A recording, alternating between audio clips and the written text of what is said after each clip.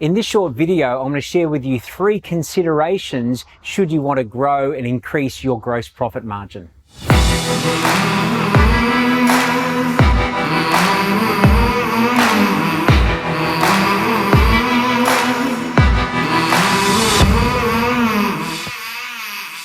In your business, your gross profit, what we call at ProTrade United, your real income, is the most influential number within your business. So let me just clarify how we calculate gross profit at ProTrade United and make it relevant to your business. Obviously, you attract and bring in income for a job, a project. That's what we call your sales income.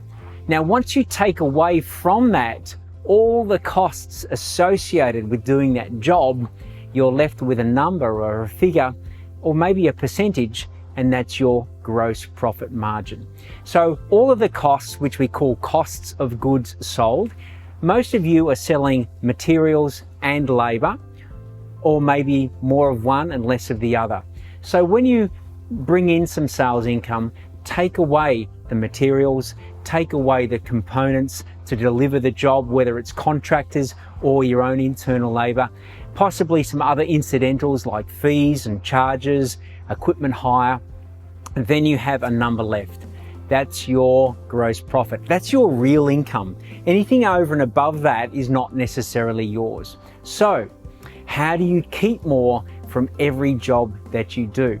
That's the key. So let's start with our pricing. Are you pricing effectively enough to reach that gross profit margin and target that you're after? Obviously, pricing is a complex topic in itself, but if you're not charging enough, then you're never going to reach the gross profit that you're after. So pricing effectively. Secondly, the hourly charge out rate for the labor component, is that accurate? If you haven't recently looked at the cost to put someone in a van, in a truck, out on site on an hourly basis, I recommend you take that step today, because many businesses are undercharging for the labor component of their jobs. And if you're undercharging, then it's really challenging to reach that gross profit margin that you're looking for. The third component is the productivity of your labor. So when you're paying someone for 38 hours in a week, how much of those 38 hours is actually being charged to a job or a project site? Now, the key there is not only to make sure that you're charging as many of those hours to the project, but are your team being productive and therefore profitable on site? So the other area is your labor efficiency. What are you doing to help your team understand that their productivity is directly related to profitability?